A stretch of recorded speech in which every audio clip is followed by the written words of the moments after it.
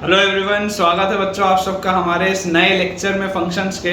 और बच्चों आपको जैसा कि पता है कि हमने अभी तक काफ़ी सारा थियोरेटिकल पोर्शन देख चुका है और अभी तक हम क्लासिफिकेशन ऑफ फंक्शंस की थ्योरी भी पढ़ चुके हैं। सो आज के लेक्चर में बच्चों हम कुछ सवालों की पहले प्रैक्टिस करेंगे, जिसमें सवाल कुछ डोमेन रेंज के भी होंगे, कुछ सवाल क्लासिफिकेशन ऑफ फंक्शंस के भी होंगे और उसके बाद फिर हम बच्चों स्टार्ट करेंगे अपना फंक्शनल रूल जो एक टॉपिक आएगा वो हम आज डिस्कस करेंगे, जो कि एक बहुत इंपॉर्टेंट टॉपिक है, राइट।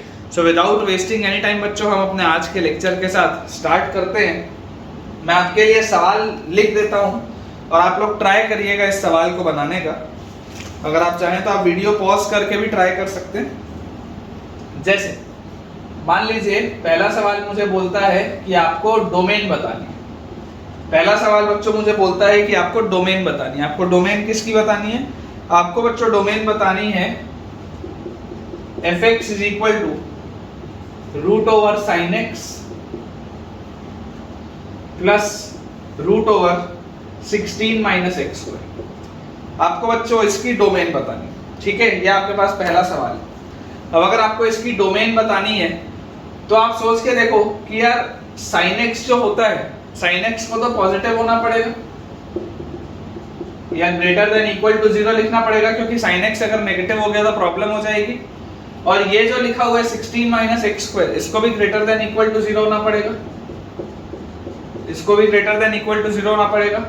तो यहां से मैं बोल सकता हूं x स्क्वायर माइनस 16 को लेस देन इक्वल टू 0 होना पड़ेगा, या फैक्टराइज अगर करूं तो x minus 4 into x plus 4 को लेस देन इक्वल टू 0 होना पड़ेगा। नंबर लाइन में -4 और +4 आएगा, पॉजिटिव नेगेटिव पॉजिटिव। तो x बिलोंग्स टू अपने पास आ जाएगा बच्चों क्लोज ब्रैकेट में -4 से 4। ये हमारे पास आ जाएगा -4 से 4। अब हमें यही देखना है कि क्या sin x कहां-कहां पॉजिटिव होता है, क्योंकि ये दोनों एक साथ होने चाहिए। ये एक अलग फंक्शन है, ये एक अलग फंक्शन है। दोनों को अगर मैं ऐड कर रहा हूं तो मुझे x का वो वाला वैल्यू सेट बच्चों चाहिए जिसमें ये दोनों ही फंक्शंस एप्लीकेबल है, जिसमें ये दोनों ही फंक्शंस डिफाइंड है। तो अगर मान लीजिए मैं बोलता हूं बच्चों की sin x, अगर मैं आपको बोलता हूं कि sin x greater than equal to 0 होना चाहिए, तो आप इसमें सोच कर देखिए। अगर हम बोल रहे हैं कि sin x greater than equal to 0 होना चाहिए, तो हमारे पास अगर हम नंबर लाइन बनाएं और नंबर लाइन में अगर हम साइन का ग्राफ बनाएं, इस तरीके का ग्राफ बनेगा साइन का। ये इस तरीके का पैटर्न चलता है बच्चों ग्राफ का। हमें पता है कि ये पॉइंट 0 होता है, ये पॉइंट पाई होता है, ये वाला पॉइंट 2 पाई होता है। पीछे जाएंगे तो ये माइनस पाई होता है और ये वाला पॉइंट -2 पाई होता है। और यहां से आप बच्चों बहुत ध्यान से बच्चों इस बात को समझ सकते हैं कि sin x आपको चाहिए ग्रेटर देन इक्वल टू 0 और हमारे पास इंटरवल क्या है -4 से 4। पाई की वैल्यू होती है 3.14, मतलब 4 यहां पर कहीं पर होगा, यहां पर कहीं पर 4 होगा। तो अगर 4 यहां पर होगा तो यार इसको तो मुझे हटा देना चाहिए, ये वाले पोर्शन को तो मुझे हटा देना चाहिए, क्योंकि इसका तो कोई यूज नहीं है। वैसे ही यहां पर भी अगर मैं देखूंगा ये -पाई, ये -4 यहां पर कहीं पर होगा। तो अगर यहां पर कहीं पर -4 होगा तो ये वाला जो पूरा पोर्शन है बच्चों, ये तो मेरे लिए यूजलेस हो गया, इसका तो कोई काम ही नहीं। मतलब कि मेरे पास जो इफेक्टिव ग्राफ है, मेरा इफेक्टिव ग्राफ कहां से स्टार्ट हो रहा है बच्चों? यहां से वो स्टार्ट हो रहा है और सिर्फ इतने में। This is my effective graph between -4 and 4। तो अगर ये सवाल आपको बोलता है कि यार sin x ग्रेटर देन या इक्वल टू 0 होना चाहिए, तो जरा आप सोच के देखिए ये ग्रेटर देन 0 कब कब है? ये -4 से लेकर -पाई तक ग्रेटर देन 0 है। तो हम यहाँ पर बिल्कुल लिख सकते हैं कि यहाँ से आपके पास, ये वाले से आपके पास x क्या आ जाएगा? x बिलोंग्स टू, देखिए -4 पर ये पॉजिटिव है, तो -4 क्लोज से -पाई पर ये 0 है, यूनियन। उसके बाद अगर मैं यहाँ पर देखूं तो ये तो नेगेटिव हो गया, फिर यहाँ पर ग्रेटर देन इक्वल टू 0 कहां पर है? वो 0 से पाई, ये आ जाएगा मेरे पास।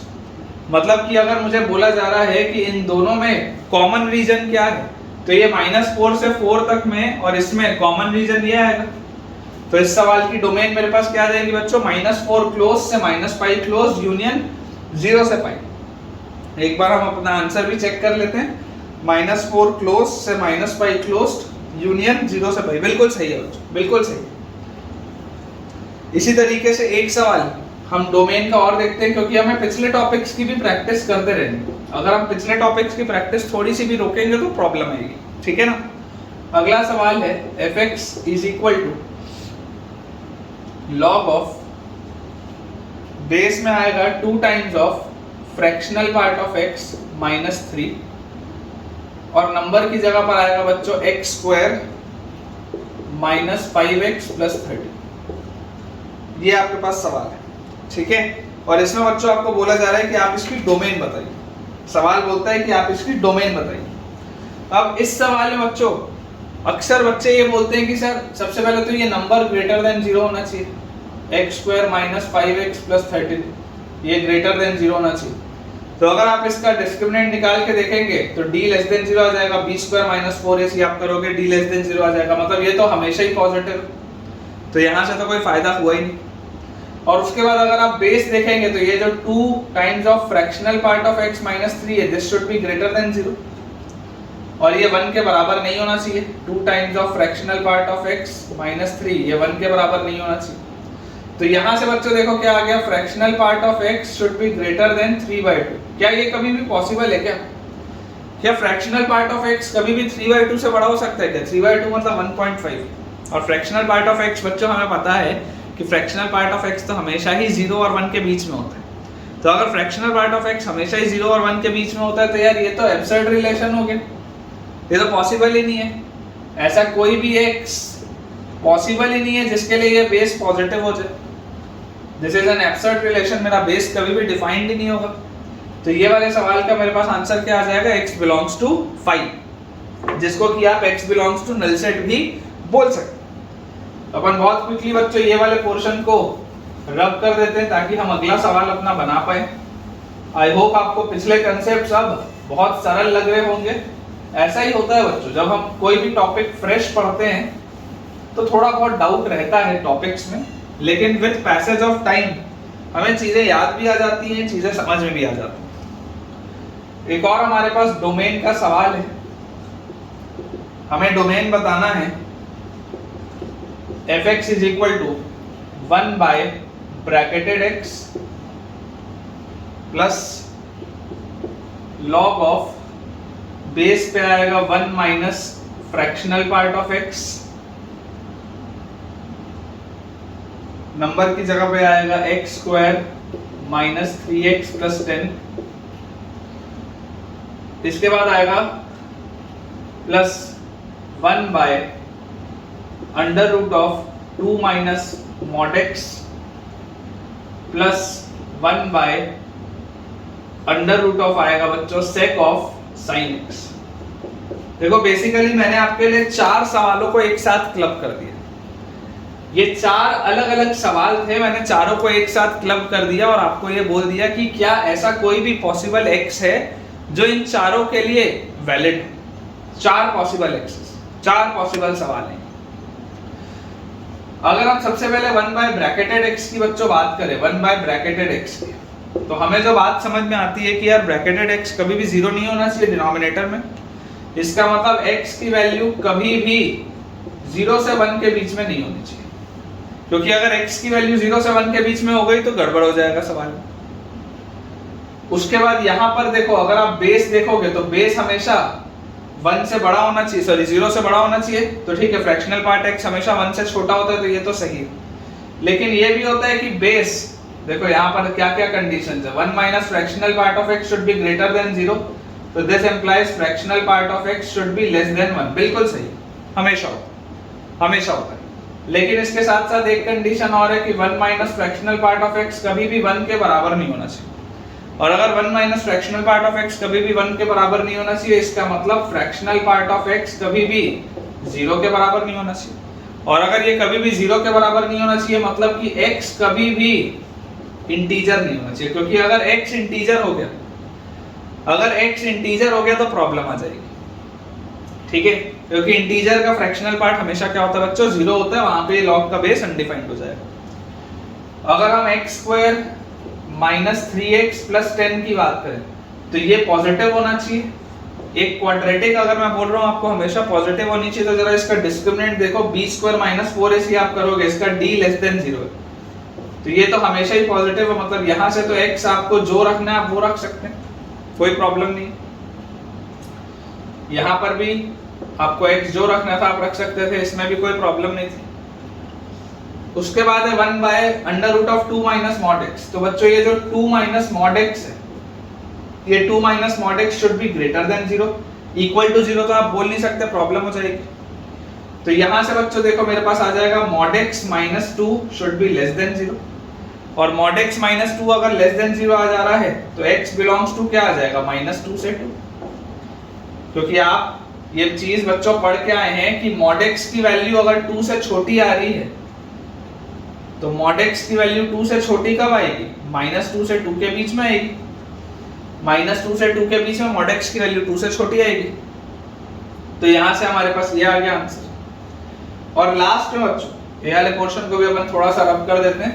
लास्ट में हमारे पास क्या लिखा हुआ है, लास्ट में हमारे पास लिखा हुआ है 1 by root over sec of sine x, 1 by root over sec of sine x।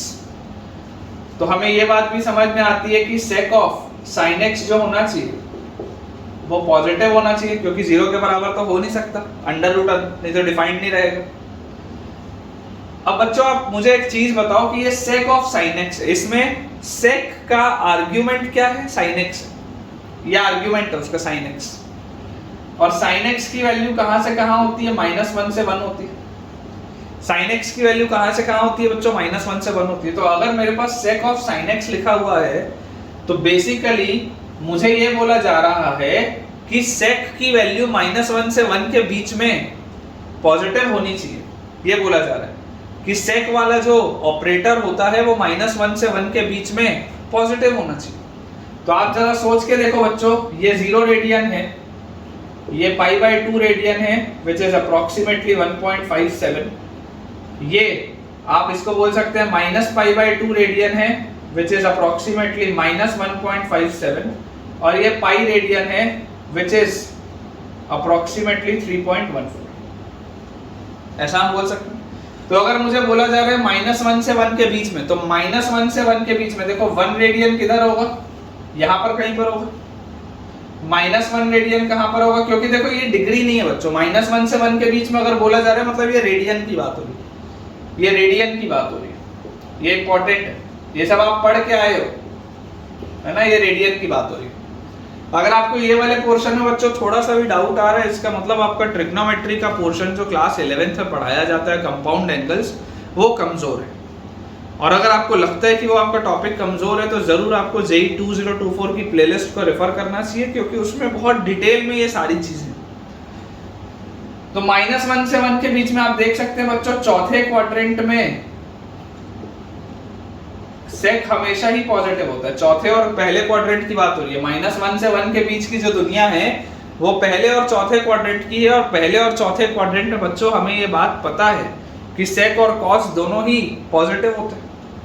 तो अगर सेक और कॉस दोनों ही पॉजिटिव होता है तो ये हमारे पास आ जाएगा, ठीक है। तो यहां से तो x बिलोंग्स टू क्या आ जाएगा, ऑल रियल नंबर आ जाएगा, आपको जो रखना है वो रखिए।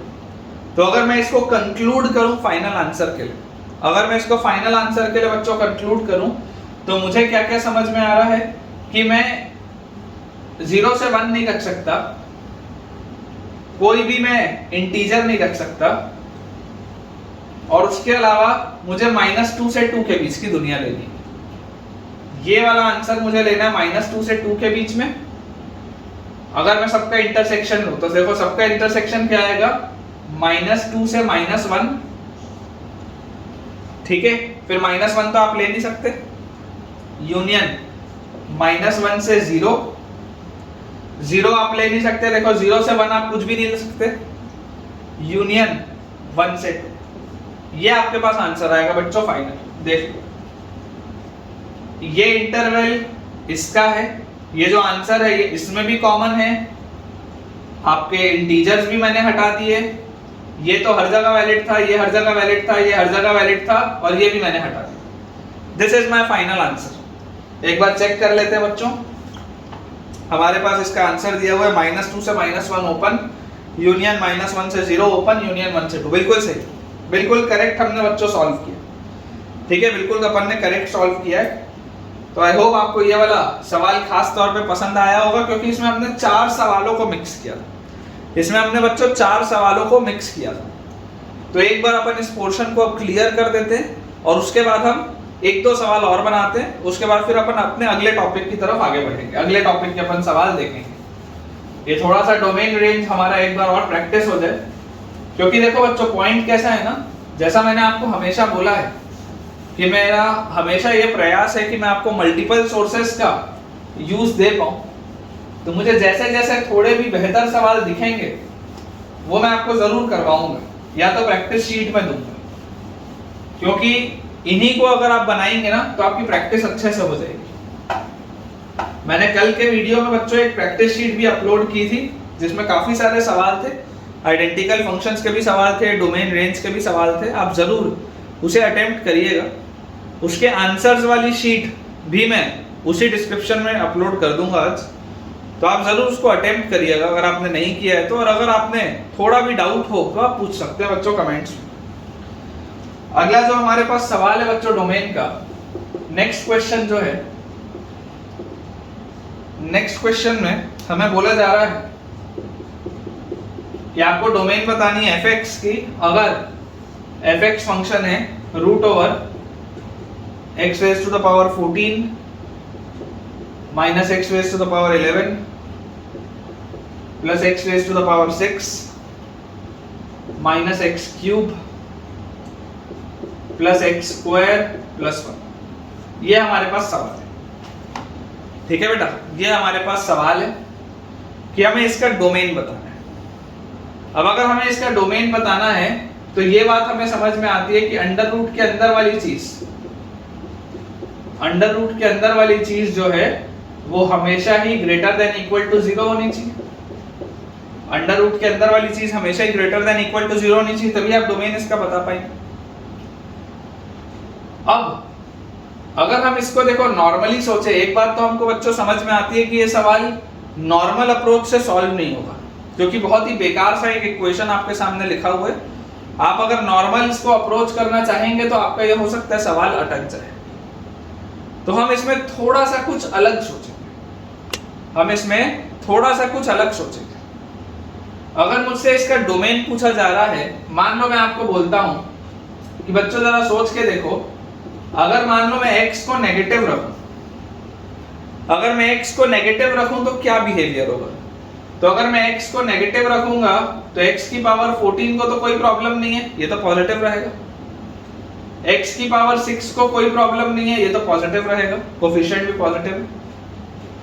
x स्क्वायर को कोई प्रॉब्लम नहीं है, ये भी पॉजिटिव रहेगा। 1 तो है ही कांस्टेंट, उसको किसी से प्रॉब्लम नहीं है। और अगर हम x की पावर 11 और x क्यूब की बात करें तो x की पावर 11 नेगेटिव होगा, क्योंकि नेगेटिव नंबर का ऑड पावर है तो नेगेटिव आएगा। और x क्यूब की बात करें तो ये भी नेगेटिव होगा, क्योंकि नेगेटिव नंबर का ऑड पावर है। लेकिन अच्छी बात क्या है? अच्छी बात ये है कि यार x की पावर 11 के आगे भी कोफिशिएंट माइनस है, x क्यूब के आगे भी कोफिशिएंट माइनस है। तो इसका मतलब ये क्वांटिटी भी पॉजिटिव है, ये भी पॉजिटिव है, ये भी पॉजिटिव है, ये तो पॉजिटिव दिख ही रहा है। और क्योंकि इन दोनों के आगे नेगेटिव साइन है तो ये दोनों ही पॉजिटिव हो गई क्वांटिटीज।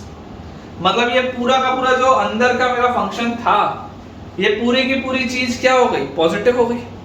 मतलब x लेस देन 0 के लिए ये वाला कंडीशन मेरा क्या हो गया? सेटिस्फाई हो गया, ग्रेटर देन 0 आ गया। मतलब x लेस देन 0 तो पूरा ही आंसर होना चाहिए, x लेस देन 0 तो पूरा ही आंसर होना चाहिए। अब जरा बच्चों एक बार और हम सोच के देखते हैं कि मान लीजिए मैं आपको बोलता हूं बच्चों कि अगर x ग्रेटर देन 1 होता, ये आपको मैं एक अप्रोच सिखा रहा हूं। पॉइंट कैसा है बेटा? ये कई सारे जो सवाल होते हैं जो हम ये बोलते हैं कि यार ये सवालों के थ्रू आपको मैथ सीखनी चाहिए, because there is a vast variety of questions. आप जितने ज्यादा सवाल बनाएंगे आपकी प्रैक्टिस उतनी अच्छी रहेगी, आपको उतने ज्यादा अप्रोचेस, उतनी ज्यादा प्रोफाइल्स समझ में आने लगेंगी। प्रैक्टिस से आएगा बेटा।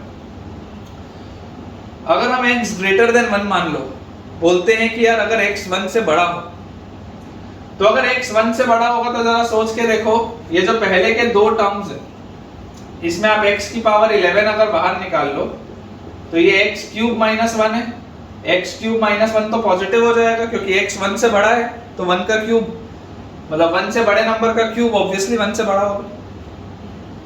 ये जो बाद वाले दोनों टर्म्स हैं उसमें से मान लो अगर बच्चों में एक्स क्यूब बाहर निकाल लूं तो अंदर बचेगा एक्स क्यूब माइनस 1 दोबारा से, ये भी पॉजिटिव होगा क्योंकि एक्स से बड़े नंबर 1 से बड़े नंबर का जब आप क्यूब करोगे तो वो 1 से बड़ा ही आएगा।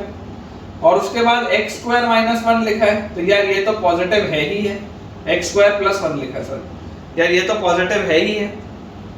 तो इसका मतलब क्या हुआ? इसका मतलब बच्चों ये हुआ कि यार 1 से बड़े नंबर्स के लिए भी ये पूरी की पूरी चीज हमेशा ही पॉजिटिव आ जा रही है, ये पूरी की पूरी चीज हमेशा ही पॉजिटिव आ जा रही है 1 से बड़े नंबर्स के लिए भी। तो 0 से छोटे नंबर्स भी सारे के सारे चल गए, 1 से बड़े नंबर्स भी सारे के सारे चल गए, सब कुछ अलाउड है। अब मान लो बच्चों अगर मैं बोलता हूं कि यार 0 से छोटा देख लिया 1 से बड़ा देख लिया, एक बार हम 0 से 1 की भी बात कर लें, एक बार हम 0 से 1 की भी बात कर लें, तो आप बच्चों जरा सोच के देखो अगर मैं 0 से 1 की बात करूं, फिर अलग से 0 और 1 पर भी देख लेंगे क्या हरकत हो रही है, लेकिन अगर हम 0 से 1 की भी बात कर लें तो अब 0 से 1 में देखो, एक बार मैं दोबारा लिख देता हूं x की पावर 14 माइनस x की पावर 11 प्लस x की power 6 minus x cube plus x square plus 1, ये और बात हो रही है 0 से 1 के बीच में, 0 से 1 के बीच में। तो 0 से 1 के बीच में बच्चों आप सोच के देखो, अगर मैं यहां से उल्टा सोचना चालू करूं, पीछे से अगर मैं सोचना चालू करूं, तो सबसे पहले 1 लिखा है, 1 तो पॉजिटिव है, 1 के बाद क्या लिखा है x square minus x cube, 1 के बाद लिखा है x square minus x cube. जरा आप सोच के देखो कि 0 से 1 के बीच का कोई भी जो नंबर होगा वो एक फ्रैक्शन होगा, 0 से 1 के बीच का कोई भी एक नंबर जो होगा वो एक फ्रैक्शन होगा, 0.01, 0.02, 0.03 इस तरीके के नंबर्स होंगे। ऐसे वाले नंबर्स में बच्चों आपने बेसिक मैथ से पढ़ा हुआ है, ऐसे वाले नंबर्स का स्क्वायर बड़ा होता है, क्यूब छोटा होता है, क्योंकि आप उन नंबर्स को जितनी बार मल्टीप्लाई करते जाते हैं उतने ज्यादा जीरोस आते जाते हैं डेसिमल के बाद। जैसे कि किसी बच्चे को अगर इसको समझने में प्रॉब्लम आ रहा हो तो आप ये सोच सकते हो बच्चों की, मान लो अगर मैं y बोलता हूं 0.1 तो y स्क्वायर आएगा 0.01 और y क्यूब आएगा बच्चों 0.001। तो आप देख सकते हैं y स्क्वायर जो है वो y क्यूब से बड़ा है। उसी लॉजिक से मैं बोल रहा हूं 0 से 1 के बीच के नंबर्स के लिए x स्क्वायर जो होगा वो x क्यूब से बड़ा होगा, तो ये वाली पूरी क्वांटिटी विल बी पॉजिटिव। उसके बाद अगर मैं आगे बढ़ूं तो देखो लिखा है x की पावर 6 माइनस x की पावर 11, ये वाली भी जो पूरी क्वांटिटी होगी ये क्या होगी? पॉजिटिव होगी, क्योंकि x की पावर 6 बड़ा होगा x की पावर 11 से। और लास्ट में लिखा हुआ है x की पावर 14, ये तो पॉजिटिव है ही है, मतलब कि 0 से 1 के बीच के लिए भी ये चीज हमेशा क्या आ गई? पॉजिटिव आ गई। 0 से 1 के बीच के लिए बच्चों अगर आप देखेंगे तो ये पूरी की पूरी चीज क्या आ गई? पॉजिटिव आ गई। और लास्टली अब अगर मैं 0 और 1 की बात कर लूं तो देखो अगर आप 0 रखोगे तो 0 रखते ही ये सब हट जाएगा, यहाँ पर सिर्फ और सिर्फ 1 बचेगा जो पॉजिटिव है। और अगर आप 1 रखोगे तो 1 रखते भी 1 माइनस 1 कट गया, 1 माइनस 1 कट गया, 1 प्लस 1 2 आएगा जो पॉजिटिव। मतलब कि x की वैल्यू 0 पर भी चलेगा, x की वैल्यू 1 पर भी चलेगा, 0 से 1 की कोई भी बीच की वैल्यू होगी तब भी पॉजिटिव है, 1 से बड़े में भी पॉजिटिव है, 0 से छोटे में भी पॉजिटिव है। तो बोलने का सेंस ये है बच्चों कि इसका जो डोमेन होगा that will be all real numbers. आपको जो भी रखना है आप रख सकते हैं, इसका domain will be all real numbers. आपको इसमें जो भी पुट करना हो आप वो पुट कर सकते हैं, क्योंकि ये हर जगह ही वैलिड है। बहुत ही बढ़िया बच्चों सवाल है, आई होप आपको अच्छे से समझ में आया होगा। आप इसे एक बार अच्छे से नोट डाउन भी कर लीजिए और आपने इसमें जो भी थ्योरेटिकल पॉइंट समझा है आप उसे अपने वर्ड्स में लिख भी लीजिएगा, क्योंकि होता ये है बच्चों कि अभी आप पढ़ रहे हैं तो अभी आपको चीजें समझ में आएंगी, लेकिन 10 दिन बाद जब आप शायद नोट्स अपने घुमा के देखेंगे तो आपको उतनी क्लैरिटी नहीं होगी, क्योंकि हमारे माइंड की आदत होती है चीजों को भूलने की। तो अभी जो भी आपको क्लैरिटी आई है आप अच्छे से उसको नोट डाउन कर लीजिए, बढ़िया से आप बच्चों उसको लिख लीजिए और उसके बाद फिर हम अपना एक आखिरी क्वेश्चन डोमेन रेंज का करेंगे।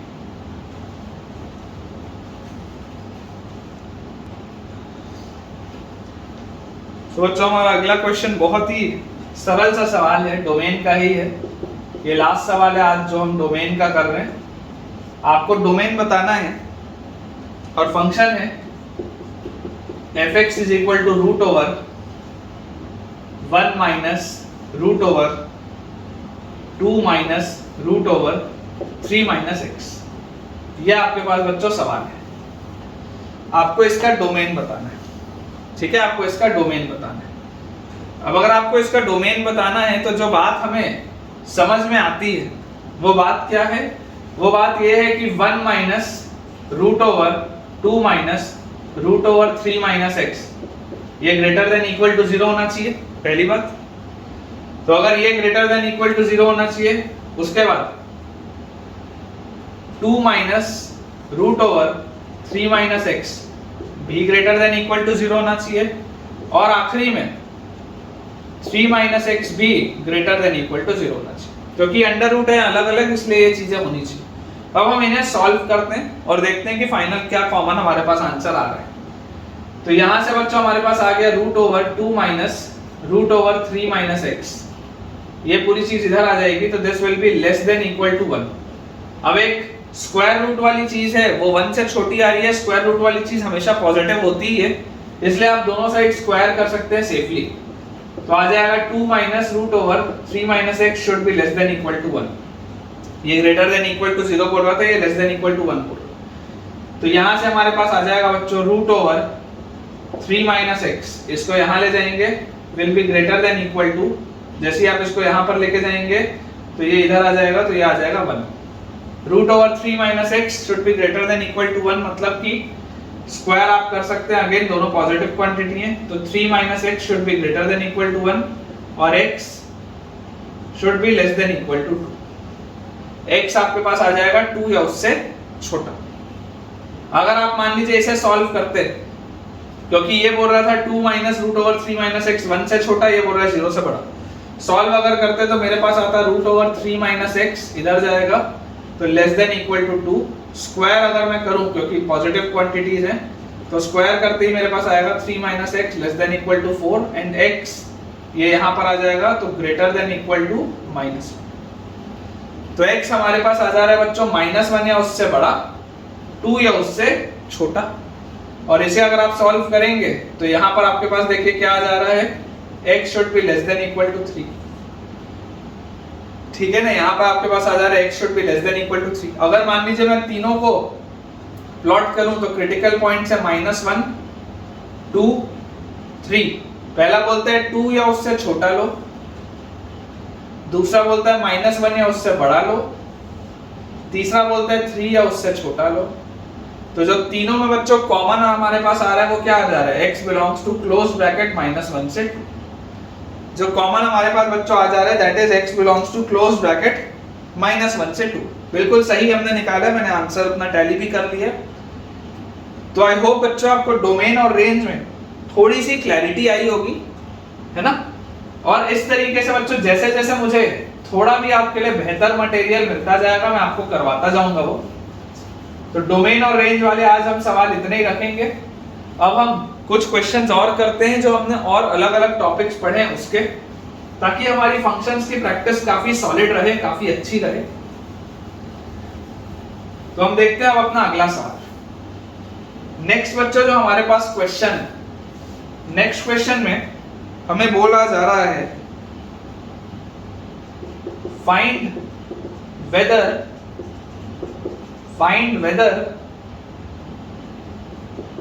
f(x) is equal to x cube plus 2x plus 1 is injective or not। मान लीजिए ये सवाल है कि f(x) is equal to x cube plus 2x plus 1 जो है वो इंजेक्टिव है या नहीं है, और f जो फंक्शन है वो r से r डिफाइंड है। f जो फंक्शन है बच्चों it is defined from r to r। ठीक है, ये हमारे पास सवाल है। अब इंजेक्टिव मैपिंग क्या होती है? इंजेक्टिव मैपिंग को हम 1-1 फंक्शन भी बोलते हैं, हमने पढ़ा है। और हमने पढ़ा था कि कोई भी फंक्शन 1-1 कब होता है, 2 पॉइंट्स होते हैं it should be a continuous function, पहली बात, और दूसरी बात it should be either increasing और इट शुड बी डिक्रीजिंग। ये दो चीजें होती है। ये अगर दो रूल्स आपके कोई भी फंक्शन फॉलो कर रहे हैं तो आपका फंक्शन आइदर इंक्रीजिंग या डिक्रीजिंग कहलाएगा और 1-1 मैपिंग होगी। अब अगर बच्चों में इसमें आपको ये चीज समझाऊं ध्यान से कि आप यार सोच के देखो कि ये तो एक क्यूबिक पॉलिनोमियल लिखा है, ये तो एक क्यूबिक पॉलिनोमियल लिखा है, और मैंने तो ये चीज पढ़ी थी कि पॉलिनोमियल फंक्शंस तो कंटिन्यूअस होते हैं। तो अगर पॉलिनोमियल फंक्शंस कंटिन्यूअस होते हैं तो ये बात तो बिल्कुल सही है कि ये वाला पॉइंट तो सही हो गया, कंटिन्यूअस है। और मान लो अगर मुझसे यहाँ पे इंजेक्टिव की बात हो रही है, मान लो अगर मुझसे सर्जेक्टिव की बात हो रही होती, जिसको कि मैं ऑन टू भी बोलता हूं, अगर मुझे सर्जेक्टिव की मुझसे बात हो रही होती तो मैं बोल देता ये सर्जेक्टिव भी है, क्योंकि एक ऑड फंक्शन तो -∞ से इन्फिनिटी सारी वैल्यूज लेता है, ऑड डिग्री वाला जो पॉलिनोमियल फंक्शन होता है, और इसका रेंज और कोडोमेन सेम हो जाएगा तो सर्जेक्टिव भी हो जाएगा, बिल्कुल सही है। लेकिन मुझसे पूछा जा रहा है 1-1 है या नहीं। तो बच्चों मैंने आपको एक चीज बताई थी कि एक इवन डिग्री वाला जो पॉलिनोमियल होता है, इवन डिग्री वाला पॉलिनोमियल हमेशा ही मैनी वन होता है, उसमें कोई शक नहीं होती। लेकिन ऑड डिग्री वाला जो बच्चों पॉलिनोमियल होता है वो 1-1 भी हो सकता है और मैनी वन भी हो सकता है, ऑड डिग्री वाला पॉलिनोमियल। क्योंकि मुझे नहीं पता है कि मेरा ऑड डिग्री वाला पॉलिनोमियल इस तरीके का है या मेरा ऑड डिग्री वाला पॉलिनोमियल ऐसा है, मुझे नहीं पता। अगर तो वो ऐसा है विच इज ऑलवेज इंक्रीजिंग तो वो 1-1 होगा, लेकिन अगर वो ऐसा है which has a local maxima and a local minima, या जहां पर कर्व मेरा घूमता है, वैसी वाली स्थिति में तो मुझे चेक करना पड़ेगा। तो चेक करने का तरीका क्या होता है कि अगर ये बच्चों कंटिन्यूअस हो गया तो अब मैं इसका डेरिवेटिव निकालूंगा। अगर मैं f' निकालूंगा तो f' क्या आ जाएगा, 3x² + 2, ये आ जाएगा इसका डेरिवेटिव। तो अगर मेरे पास आ गया f' का वैल्यू 3x² + 2, तो जरा सोच के देखो x² तो हमेशा पॉजिटिव है और +2 हो रहा है तो वो भी हमेशा पॉजिटिव है, तो this is always positive for all x belonging to domain of f। ये जो पूरी चीज है this is always positive for all x belonging to domain of f। मतलब कि मेरा fx का डोमेन जहां पे भी होगा, जो भी होगा, जितना भी होगा, उसमें हर x की वैल्यू के लिए ये वाली चीज पॉजिटिव है। और अगर बच्चों मुझे बोला जा रहा है कि ये वाली चीज पॉजिटिव है तो जरा आप सोच कर अब बताइए मुझे कि यार ये फंक्शन तो क्या आ जाएगा, इंक्रीजिंग आ जाएगा। और अगर ये फंक्शन इंक्रीजिंग आ जाएगा, अगर ये फंक्शन इंक्रीजिंग आ जाएगा तो ये कंटिन्यूअस भी है, ये इंक्रीजिंग भी है, तो ये इंजेक्टिव आ जाएगा, this will be an injective function. और सर्जेक्टिव में चेक कर ही चुका हूं, तो मान लीजिए अगर ये पूछा होता कि बताओ बाइजेक्टिव होगा या नहीं, या इन्वर्टिबल होगा या नहीं, या बाई यूनिफॉर्म होगा या नहीं, अलग अलग मैंने आपको नाम बताए थे, तो this is a bijective function also. क्यों? क्योंकि ये इंजेक्टिव और सर्जेक्टिव दोनों ही है, तो this is a bijective function also. ठीक है ना? तो बच्चों इस तरीके से आप अपनी चीजों को बहुत आसानी से चेक कर सकते हैं। मैंने आपको कल एक चीज बताई थी, पिछले लेक्चर में, कि कई बार बच्चे फ्लो में बोल देते हैं कि fx जो है it will be a 1-1 function if f' is greater than 0। ये बात गलत है। आपके फंक्शन को कंटिन्यूअस भी होना पड़ेगा। आपको ये पॉइंट बच्चों रियलाइज करना जरूरी है कि सिर्फ और सिर्फ डेरिवेटिव देखकर ये बात पे कमेंट कर देना कि हमारा फंक्शन 1-1 है या नहीं है, वो बात गलत है। क्योंकि हमारे फंक्शन को कंटिन्यूअस भी होना जरूरी है। अगर हम ट्रिग्नोमेट्री में tan x और cot x का बच्चों ग्राफ देखें तो हमें ये बात समझ में आती है कि यार tan x का ग्राफ हमेशा इंक्रीजिंग है, cot x का ग्राफ हमेशा डिक्रीजिंग है उसके डोमेन में। आप अगर उनका डेरिवेटिव करके देखेंगे तो आपको दिखेगा tan x is always increasing, cot x is always decreasing. लेकिन उसके बाद भी they are not one one, they are many one functions. क्यों? Because they are discontinuous. One one और मेनी वन की बात सिर्फ और सिर्फ तब होगी जब मेरा पहले फंक्शन कंटिन्यूअस हो, पहली बात, और उसके बाद उसका डेरिवेटिव हम निकालें तो either it should be greater than 0 और लेस देन 0। सिर्फ और सिर्फ तब बच्चों हम बात करेंगे कि इट इज वन वन और इट इज मेनी वन। ठीक है, तो आई होप बच्चों आपको ये वाला पोर्शन बढ़िया से समझ में आया होगा। हम जल्दी से बोर्ड अपना क्लियर कर लेते हैं, उसके बाद अगला हम अपना पोर्शन स्टार्ट करते हैं। ठीक है बच्चों, हम स्टार्ट करते हैं अपना एक अगला सवाल। ये वाला जो सवाल है ये क्लासिफिकेशन ऑफ फंक्शंस की थ्योरी से है। क्वेश्चन हमारे पास लिखा हुआ है कि अगर मान लीजिए late f be a function defined from R to R और fx जो है वो बच्चों हमारे पास दिया हुआ है mod x into signum x। ठीक है ना, मुझे बेटा याद नहीं है, हो सकता है मैंने ये पहले करा भी दिया, हो सकता है ना भी कराया हो, तो आप कोई दिक्कत नहीं है, अगर करा दिया होगा तो स्किप कर दीजिएगा, अगर नहीं कराया होगा तो सुन लीजिएगा। mod x signum x मान लीजिए ये एक हमारे पास सवाल है, और इसमें हमें ये बोला जा रहा है कि आपको बच्चों ये बात बतानी है कि ये फंक्शन इंजेक्टिव और सरजेक्टिव है क्या, या ये फंक्शन इंजेक्टिव है लेकिन सरजेक्टिव नहीं है, या ये फंक्शन इंजेक्टिव नहीं है लेकिन सरजेक्टिव है, या ये फंक्शन इंजेक्टिव भी नहीं है और सरजेक्टिव भी नहीं। ये चार ऑप्शंस है, one one onto, one one into, many one onto, many one into, इस तरीके का सवाल है। ठीक है, अब अगर हम बात करें fx is equal to mod x signum x की, और अगर मैं इसका ग्राफ आपको बोलूं, चलो ट्राई करते हैं प्लॉट करने का। तो अगर x 0 से बड़ा होगा, अगर x 0 से बड़ा होगा तो mod x तो क्या होगा, mod x तो x होगा, और सिग्नम x क्या होगा, 1 होगा, क्योंकि पॉजिटिव क्वांटिटीज का सिग्नम 1 होता है। अगर x 0 के इक्वल हुआ तो ये तो 0 हो जाएगा, और अगर x नेगेटिव हुआ तो नेगेटिव में mod x क्या होगा, माइनस x होगा, mod x की वैल्यू माइनस x होगी, और अगर x नेगेटिव है तो सिग्नम x भी क्या होगा, -1 होगा, मतलब ये भी x आ गया फिर से। तो इसका जो बच्चों ग्राफ हमारे पास बनेगा वो ग्राफ कैसा बनेगा, नेगेटिव वैल्यूज ऑफ x के लिए fx की वैल्यू x है, फिर 0 के लिए 0 है, फिर पॉजिटिव वैल्यूज के लिए भी x है। तो यार ये तो पूरे के पूरे throughout the Cartesian plane क्या हो गया, fx इक्वल टू x चल गया फंक्शन। तो जरा सोच के देखो कि क्या ये फंक्शन 1 1 भी है और ऑन टू भी है। ऑन टू क्यों है, क्योंकि इसका रेंज ऑल रियल नंबर जा रहा है, और कोडोमेन भी मुझे ऑल रियल नंबर्स बोला गया था। इसका मतलब बच्चों हमारे पास जो आंसर होगा वो क्या हो जाएगा, 1 1 ऑन टू। इंजेक्टिव भी है और सरजेक्टिव भी है, 1 1 ऑन टू आ जाएगा। और 1 1 ऑन टू फंक्शंस को हम और क्या बोलते हैं बच्चों, बाइजेक्टिव फंक्शंस भी बोलते हैं। ठीक है, इसके बाद एक अगला सवाल हम और करते हैं, मैं इसे मिटा देता हूं। नेक्स्ट क्वेश्चन हम इसी थ्योरी से रिलेटेड और अपना करते हैं बेटा, ताकि हमारी प्रैक्टिस और बेहतर हो पाए। सेम तरीके का सवाल है, मैं सिर्फ फंक्शन आपके लिए बदल रहा हूं। सेम तरीके का सवाल है कि एक फंक्शन है which is defined from r to r। ठीक है, एक फंक्शन है which is defined from r to r, और fx जो बच्चा मुझे फंक्शन दिया हुआ है, fx is x cube minus 2x square plus 5x plus 3।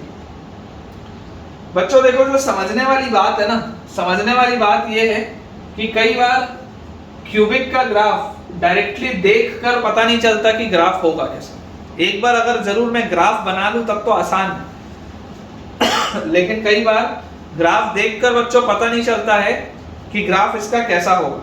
ठीक है, तो अगर हम इस सवाल को देखें तो हमें ये बात तो दिखाई दे रही है कि यार ये क्यूबिक है तो कंटिन्यूअस तो होगा ही। हम ऐसा करते हैं, और एक चीज में और इसमें बोल सकता हूं कि ये क्यूबिक है क्योंकि, तो this must be an onto function. क्यों? क्योंकि इसका जो रेंज आएगा, इसका रेंज आएगा बच्चों ऑल रियल नंबर्स। इसका रेंज ऑल रियल नंबर जाएगा माइनस इंफिनिटी से इंफिनिटी तक ये सब लेगा। कोडोमेन और रेंज सेम है, ऑन टू फंक्शन तो होगा, ये बात 100% श्योर है। 1 1 मैपिंग के लिए, क्योंकि ये कंटिन्यूअस फंक्शन है, हम इसका डेरिवेटिव करके देखते हैं। तो f' x की वैल्यू आ जाएगी हमारे पास 3x square minus 4x plus 5, ये हमारे पास आ जाएगा derivative 3x square minus 4x plus 5। अब जरा सोच के देखिए, ये क्वाड्रेटिक इक्वेशन लिखा हुआ है, इसका डिस्क्रिमिनेंट अगर मैं देखूं तो इसका डिस्क्रिमिनेंट क्या आएगा, b स्क्वायर और उसके बाद माइनस 4ac, इसका d तो लेस देन 0 आ गया। अगर d लेस देन 0 आ गया मतलब कि दिस इज ऑलवेज पॉजिटिव। अगर इसका d लेस देन 0 आ रहा है मतलब ये जो रिलेशन मैंने लिखा है this is always positive. And if this relation is always positive, इसका मतलब क्या है कि f dash x is an increasing function. If this relation is always positive, it means that f dash x is an या fx is an increasing function। अगर f dash x की value positive आ गई मतलब fx आपका एक increasing function. और अगर बच्चों fx आपका एक इंक्रीजिंग फंक्शन है, fx आपका कंटीन्यूअस था, तो कंटीन्यूअस भी है और इंक्रीजिंग भी है तो ऑब्वियसली 1 1 होगा। और ये 1 1 है और ऑन टू है मतलब it will be injective intersected with surjective. ये इंजेक्टिव भी और सर्जेक्टिव भी है। तो अगेन इस केस में बच्चों मैं ये चीज बोल सकता हूं कि ये जो एग्जांपल है ये भी बाइजेक्टिव मैपिंग का एग्जांपल है। ठीक है, अपन अपना बेटा आंसर भी अपना तुरंत टैली कर लेते हैं। आई होप हमने बिल्कुल सही किया होगा इसको भी। और उसके बाद फिर हम इसमें एक सवाल और करेंगे। ठीक है ना, इसका आंसर हमारा बिल्कुल सही है बेटा, x cube minus 2x square plus 5x plus 3 है, इंजेक्टिव भी है और सर्जेक्टिव भी है। एक सवाल हम और करते हैं इस पैटर्न का, सेम तरीके का सवाल है, तो मैं इसे बस रब कर देता हूं और हम उस क्वेश्चन को भी सॉल्व कर लेते हैं बेटा। ऑप्शंस अगेन सेम रहेंगे, सिर्फ फंक्शन बदलेगा। ऑप्शंस आपके पास सेम रहेंगे, सिर्फ और सिर्फ फंक्शन बदलेगा। हमारे पास अब जो फंक्शन fx दिया हुआ है, फंक्शन fx इज, मैं लिख लेता हूं 2x cube minus 6x square minus 18x plus 70, है ना। एक बार चेक कर लेते हैं सवाल अपन ने सही लिखा है या नहीं। 2x cube minus 6x square minus 18x plus 17, बिल्कुल ठीक है। ये हमारे पास क्वेश्चन। अब इस क्वेश्चन के लिए बच्चों अगर मान लीजिए ये तो दिखाई दे रहा है क्यूबिक है तो ऑल रियल नंबर्स इसका रेंज होगा, ऑन टू फंक्शन तो होगा ये, ऑन टू तो होगा ये, कोई दिक्कत नहीं है। कंटीन्यूअस फंक्शन है, इसका अगर हम डेरिवेटिव चेक करें, इंजेक्टिव मैपिंग चेक करने के लिए अगर मैं इसका डेरिवेटिव निकालूं तो डेरिवेटिव इसका आएगा बच्चों 6x square minus 12x minus 18। 6x square minus 12x minus 18, आप 6 कॉमन निकालिए, अंदर आएगा x square minus 2x minus 3। 6 बाहर निकालते ही अंदर आएगा x square minus 2x minus 3। और ये तो यार फैक्टराइज हो रहा है, ये तो फैक्टराइज हो रहा है। कैसे फैक्टराइज हो रहा है, इसको आप लिख सकते हैं x square minus 3x plus x minus 3, और यहाँ से आ गया बच्चों 6 into x minus 3 into x plus 1। इनको मल्टीप्लाई आप करके देख लो, x square minus 3x plus x minus 2x और माइनस 3, बिल्कुल ठीक है। तो अगर मैं यहाँ पर देखूं तो यार ये जो इसका डेरिवेटिव है, इसका डेरिवेटिव तो 2x की वैल्यूज पर 0 होगा, x की वैल्यू 3 पर और x की वैल्यू -1 पर इसका डेरिवेटिव क्या होगा, 0 होगा। तो अगर बच्चों इसका डेरिवेटिव 3 और -1 पर 0 आ रहा है, इसका मतलब जब इस ग्राफ को मैं ट्रेस करूंगा, जब इस ग्राफ को मैं बच्चों ट्रेस करूंगा तो देखो ये इस तरीके का कुछ ग्राफ आना चाहिए, ऐसा। ये तो कुछ ऐसा ग्राफ होगा, क्यों? क्योंकि ये देखो, ये बात तो समझ में आती है कि x क्यूब का कोफिशिएंट अगर पॉजिटिव है तो ग्राफ माइनस इंफिनिटी से चालू होगा, हमारा बेसिक नॉलेज ये बोलता है। यहां से ये ग्राफ इंक्रीज होते होते आएगा तो पहला इसका इन्फ्लेक्शन पॉइंट जो होता है वो कहां पर आ जा रहा है, -1 पर आ जा रहा है। तो -1 पर आ गया, फिर ये झुका और फिर बढ़ा, तो ये वाला पॉइंट कहां पर आ गया, 3 पर आ गया। ये वाला पॉइंट कहां पर आ गया, -1 पर आ गया। तो अगर आप देख सकते हैं कि बच्चों ये तो 1 1 नहीं है, this is a many one, this is a many one function. तो ऑन टू है, ये बात सही है, लेकिन ये मैनी वन है, this is many one and onto. तो अगर बच्चों हम इसको देखेंगे तो देखिए मैनी वन है, मैनी वन बोलने के लिए इन दोनों ऑप्शन में से कुछ एक होना चाहिए, और ऑन टू है मतलब सब्जेक्टिव होना चाहिए। इसका आंसर आएगा बच्चों सी ऑप्शन। इसका आंसर हमारे पास आ जाएगा C option. It is not injective but it is surjective. This is not injective but this is surjective, ठीक है। तो आई होप बच्चों आपको ये वाला भी पोर्शन अच्छे से समझ में आया होगा, बहुत बढ़िया से आपको क्लियर हुआ होगा ये वाली भी चीज। तो अब इसके बाद हम अपने आज के लेक्चर की तरफ आगे बढ़ते हैं। ये तो सारा अभी तक हमने पिछले वाले टॉपिक्स पर बेस्ड क्वेश्चंस किए थे, अब हम कुछ और नया भी पढ़ते हैं, कुछ और क्वेश्चंस की भी प्रैक्टिस करते हैं।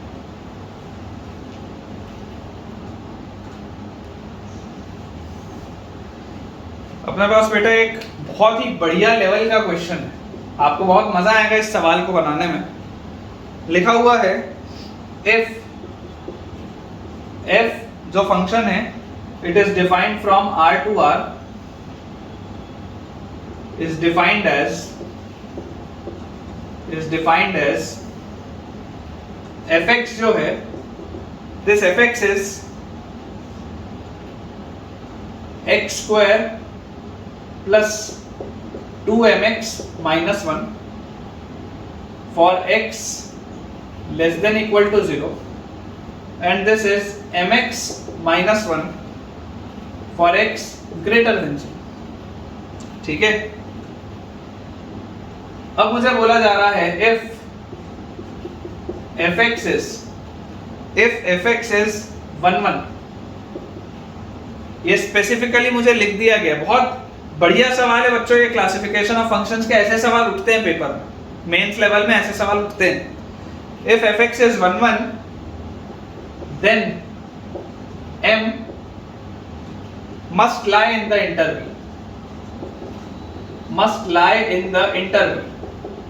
चार ऑप्शन मैं आपको दे रहा हूं, अगर आप चाहें तो वीडियो पॉज करके खुद भी अटेम्प्ट कर सकते हैं। पहला ऑप्शन है -∞ से 0, दोनों ओपन। दूसरा ऑप्शन है -∞ से 0 क्लोज्ड। तीसरा ऑप्शन है 0 से इंफिनिटी बोथ ओपन।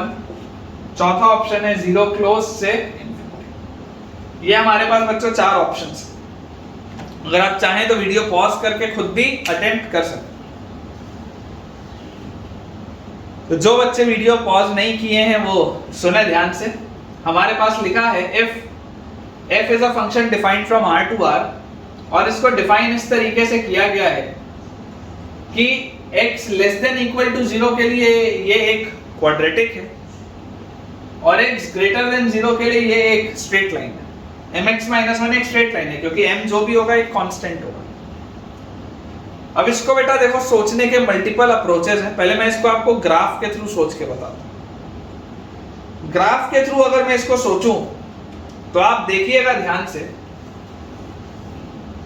आपको ये बात समझ में आ रही है कि यार नेगेटिव x के लिए ये क्वाड्रेटिक है, x की वैल्यू 0 के लिए भी ये क्वाड्रेटिक है। एक चीज मुझे ये समझ में आ रही है कि this function is defined everywhere, हर जगह ये फंक्शन डिफाइंड है। ऐसा कोई भी पॉइंट नहीं है जहां पे ये डिफाइंड ना हो, हर जगह डिफाइंड है। अगर मैं आपको ये बोलता हूं कि x इक्वल टू 0 पर इसकी क्या वैल्यू आ रही है, तो देखो x इक्वल टू 0 आप जैसे रखोगे ये 0 -1 आ रही है इसकी वैल्यू। और आपको एक चीज और जो बात समझ में आ रही है बच्चों वो क्या है कि यार x स्क्वायर का कोफिशिएंट पॉजिटिव है, मतलब this will B mouth opening upwards parabola. तो ये जरूर अगर क्वाड्रेटिक है तो कुछ इस तरीके का होगा। ये अगर बच्चों देखो क्वाड्रेटिक है तो ये कुछ ऐसा होगा। इसको हम थोड़ा सा ठीक से बना लेते हैं। ये ऐसा आपके पास बच्चों आएगा ये क्वाड्रेटिक, ठीक है ना। ये इस तरीके का क्वाड्रेटिक x इक्वल टू 1 पे, x इक्वल टू 0 पे। अब ये क्वाड्रेटिक आप ये समझो बच्चों, जरूरी नहीं है कि ऐसा ही हो। मतलब आप कोई बच्चा बोलने को यार ये भी बोल सकता है कि सर ऐसा भी तो हो सकता है, कोई बच्चा ये भी बोल सकता है कि सर ऐसा भी तो हो सकता है। आप में से बिल्कुल वैलिड है, आप बोल सकते हो कि सर ऐसा भी तो हो सकता है। लेकिन बच्चों मैं आपको एक चीज सच में समझाना चाहूंगा कि यार ऐसा नहीं बोलना चाहिए। क्यों नहीं बोलना चाहिए? क्योंकि अगर आप इसको ऐसा बोलोगे तो यार यहाँ पर तो देखो ये मैनी 1 हो गया, मुझे तो 1 1 बोला गया, मुझे ये फंक्शन क्या बोला गया 1 1 बोला गया, मैनी 1 तो बोला नहीं गया। अगर मैंने ये जो वर्टेक्स वाला पॉइंट है अगर मैं इसको x इज लेस देन 0 के अगर उधर ले गया, अगर मैं इसको वाई एक्सिस के उस साइड ले गया, नेगेटिव एक्स एक्सिस के साइड में ले गया, तो ऑटोमेटिकली ये बात क्या हो जाएगी, ये तो मिनिमम हो जाएगा। मुझे क्या चाहिए, मुझे 1 1 चाहिए। मतलब कि इसका वर्टेक्स जो होना चाहिए बच्चों, वर्टेक्स या तो इसके ऊपर आ जाए या तो वर्टेक्स राइट साइड, वर्टेक्स या तो इसके ऊपर आ जाए या तो वर्टेक्स राइट साइड। तो वर्टेक्स क्या है इसका, इसका वर्टेक्स है बच्चों -b/2 है, मतलब -2m/2 ये वर्टेक्स है। This vertex should be either greater than 0 और इक्वल टू 0। ये वर्टेक्स x कोऑर्डिनेट वर्टेक्स का या तो इधर आ जाना चाहिए y एक्सिस के ऊपर या तो उधर होना चाहिए। इधर वर्टेक्स होगा तो प्रॉब्लम आएगी, ये बात आई होप आपको समझ में आ रही होगी। अब अगर मैंने ये लिख लिया तो यहां से बच्चों आ गया मेरे पास m less than equal to 0। मेरे पास आ गया m की वैल्यू या तो 0 से छोटी होगी या तो 0 के बराबर होगी। लेकिन इसको देख के आप आंसर नहीं बोल सकते, इसको देख के आप आंसर बोलोगे तो गलत हो जाएगा। आपको ये चीज समझनी पड़ेगी कि यार अगर मान लो मैंने m की वैल्यू 0 रख ली, लेट अस सपोज इसको देख के मैंने बोला कि यार अगर m की वैल्यू मान लो मैंने 0 रखी, तो m की वैल्यू 0 रखते ही x ग्रेटर देन 0 के लिए m जैसे ही आप 0 रखोगे तो इसकी वैल्यू क्या आएगी, -1 आएगी। तो ये तो हमेशा ही -1 हो गया। x ग्रेटर देन 0 के लिए तो ये ग्राफ हमेशा ही क्या हो गया, fx -1 हो गया। तो यार ये तो 1 1 नहीं बचा, ये तो मिनिमम हो गया। बहुत सारी x की वैल्यूज के लिए सेम y आ रहा है, ये तो मिनिमम हो गया। इसका मतलब m की वैल्यू 0 नहीं हो सकती, इसका मतलब m की वैल्यू 0 नहीं हो सकती, क्योंकि अगर m की वैल्यू 0 हुई तो प्रॉब्लम आ जाएगा, ये प्रॉब्लम आ जाएगा, ये गड़बड़ हो जाएगी। और अगर मान लीजिए मैं बोलता हूं कि m नेगेटिव होगा तो चलेगा क्या? तो आप सोचो अगर ये स्ट्रेट लाइन है, x का कोफिशिएंट स्लोप होता है, मतलब इसका स्लोप क्या है, स्ट्रेट लाइन का स्लोप है बच्चों m, इस स्ट्रेट लाइन का स्लोप है m। तो अगर बच्चों स्ट्रेट लाइन का स्लोप m है और अगर मैं बोल रहा हूं कि m अगर नेगेटिव होगा तो चलेगा क्या? तो पॉजिटिव वाला स्लोप तो कैसा होता, पॉजिटिव वाला स्लोप ऐसा होता, पॉजिटिव वाला स्लोप कुछ ऐसा होता। ये अगेन क्या हो जाता, मिनिमम हो जाता, ये अगेन मिनिमम हो जाता। लेकिन अगर मान लो मैं आपको बोल रहा हूं कि m नेगेटिव होगा तो चलेगा क्या? तो m नेगेटिव में स्लोप कैसा होगा, ऐसा आएगा कुछ, m नेगेटिव में स्लोप ऐसा कुछ आएगा। तो आप देख सकते हैं, देखिए ये पूरा का पूरा आपका जो फंक्शन है ये क्या है, 1 1 है। इस केस में ये पूरा का पूरा फंक्शन क्या हो रहा है, 1 1 हो रहा है। इसका मतलब आपका जो फाइनल आंसर आना चाहिए वो क्या आना चाहिए, m should be less than 0। Greater than 0 में तो प्रॉब्लम आ जाएगी, देख लो ग्रेटर देन 0 में तो प्रॉब्लम आ रही है। अगर आपने m ग्रेटर देन 0 बोला तो आपके पास दिक्कत आ जाएगी। वर्टेक्स आपका कहां पर होना चाहिए, वर्टेक्स आपका उस साइड नहीं होना चाहिए। वर्टेक्स अगर आपका उस साइड हुआ तो अगेन इशू है। आपको देखो सिंपल बेटा, क्वाड्रेटिक हमने सॉल्व किया क्वाड्रेटिक के कांसेप्ट से, स्ट्रेट लाइन हमने सॉल्व किया स्ट्रेट लाइन के कांसेप्ट से।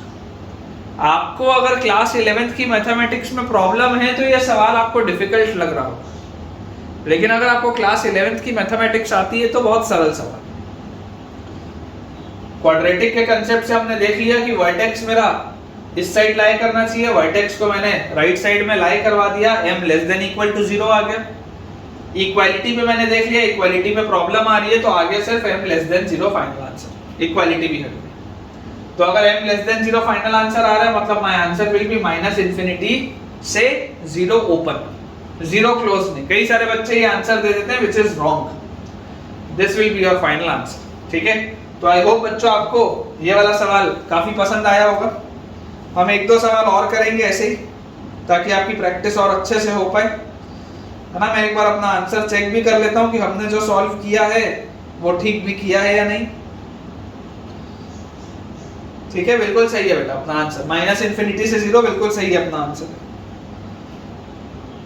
ठीक, अब इसके बाद हम एक सवाल और करते हैं बेटा, इसको हम रब कर देते हैं और अगला एक हम सवाल अपना बनाते हैं इसी पैटर्न का। क्लासिफिकेशन ऑफ फंक्शंस की थ्योरी का ही हम सवाल बनाएंगे, ताकि उस पे हमारी कमांड और अच्छे से आ जाए।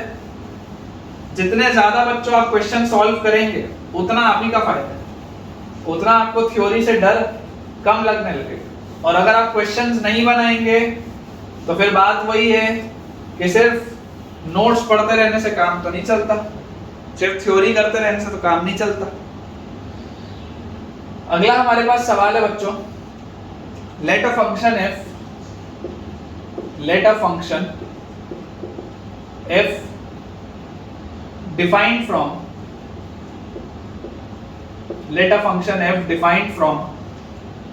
R to R, let a function f defined from R to R as fx is equal to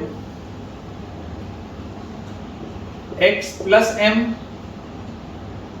if x is less than equal to 1 and 2mx minus 1 if x is greater than 1. If the function is surjective,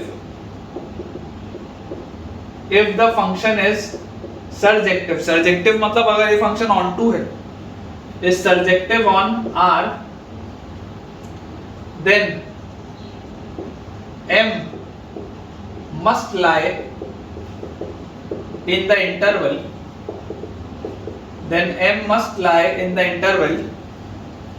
चार options again आपके पास दे दे रहा हूं बेटा मैं, 0 open से 2 closed, second option है minus infinity से 0 closed, third option है माइनस इंफिनिटी से 0 ओपन, फोर्थ ऑप्शन है 0 ओपन से इंफिनिटी। ये हमारे पास सवाल है, बढ़िया सवाल, कि अगर एक फंक्शन f है which is defined from R to R, तो कोडोमेन मुझे दिख गया as fx is equal to x plus m upon या x plus m अगर वो x less than equal to 1 है, और 2mx minus 1 if x is greater than 1.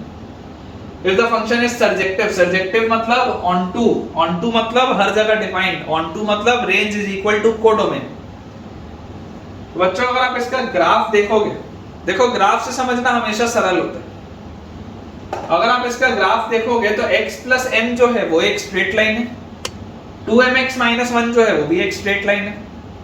तो ये बात तो समझ में आती है कि जो fx है वो एक लीनियर फंक्शन है, स्ट्रेट लाइन वाला फंक्शन है।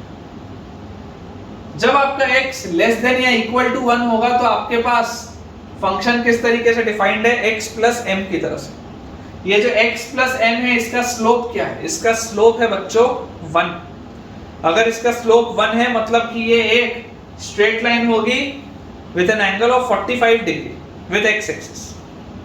ये सब पढ़ के आए बात। तो अगर आपने x plus m लिखा तो आप जरा सोच के देखो 1 या उससे छोटे पे, 1 पे इसकी वैल्यू क्या आएगी, m plus 1 आएगी।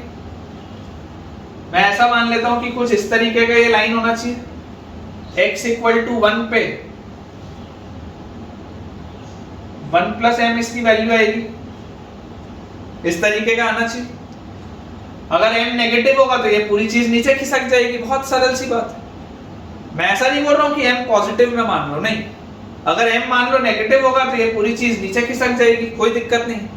लेकिन होगा तो कुछ इसी पैटर्न का कि x equal to 1 पे इस स्ट्रेट लाइन की वैल्यू क्या आएगी, x equal to 1 पे बच्चों इसकी वैल्यू आएगी 1 plus m, क्योंकि x equal to 1 रखूंगा तो 1 plus m आएगा।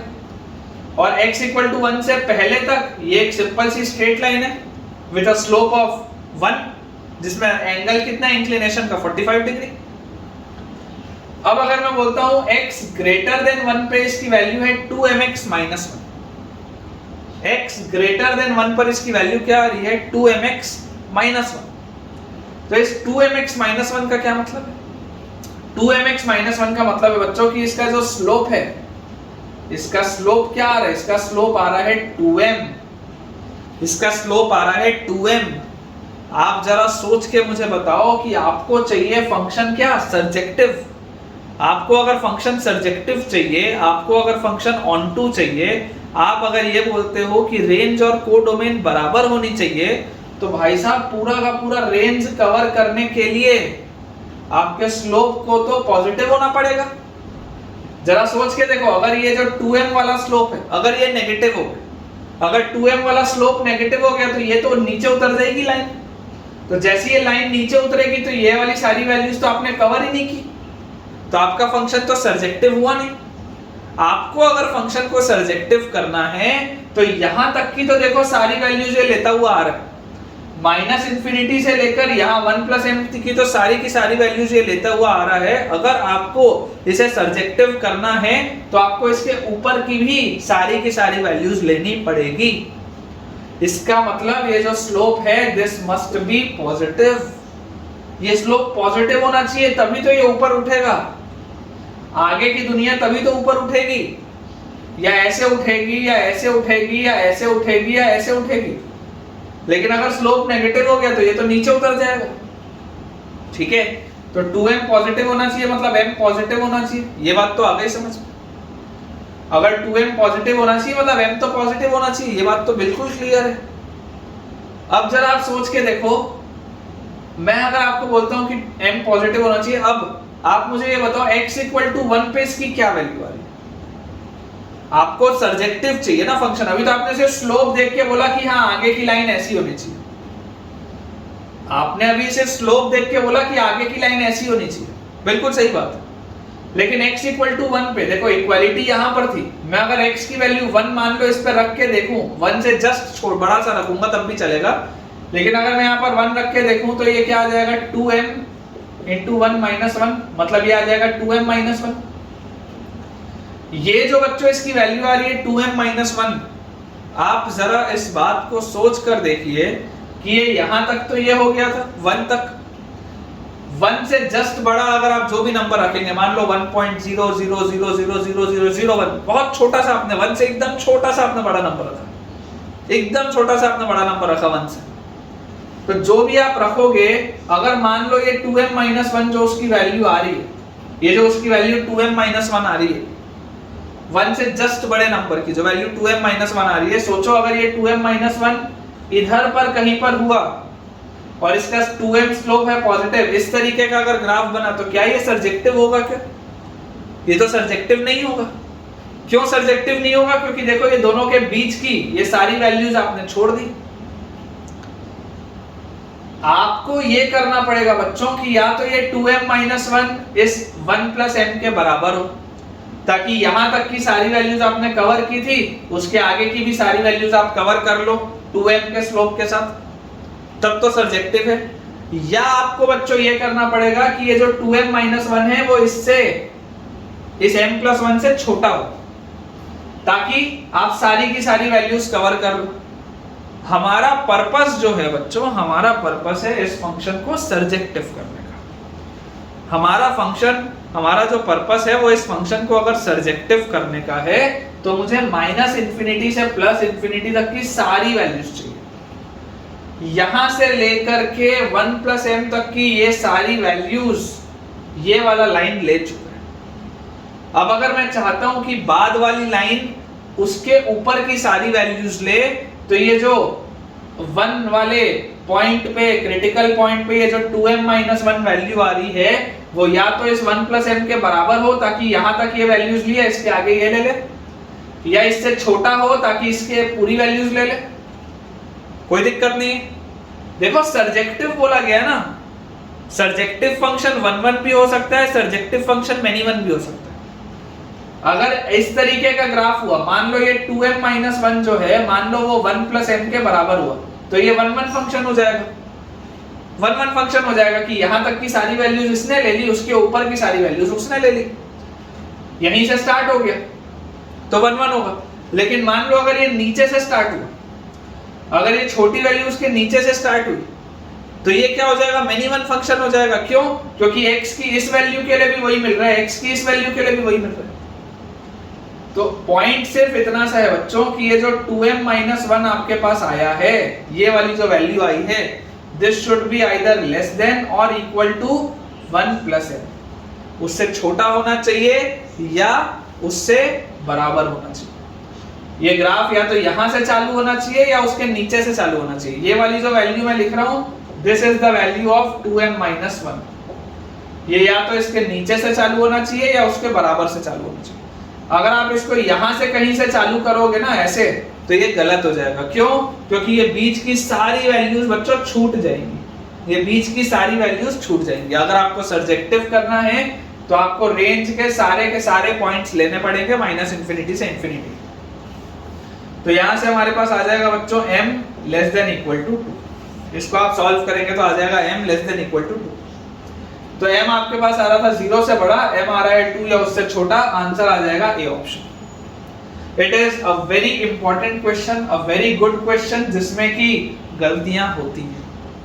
इस सवाल में गलतियां होती हैं। It is a good question of the level of JEE Mains and advance option. ऐसे सवाल आते हैं, ऐसे सवालों में ही गलती होती है, इसी में बच्चा फंसता है। ठीक है, तो आपको बेटा ये वाली चीज बहुत ध्यान से समझनी है। थोड़ा भी अगर आपको डाउट हो इसमें, आप कमेंट में पूछ सकते हैं, मैं आपको उसमें अच्छे से और एक्सप्लेन कर दूंगा।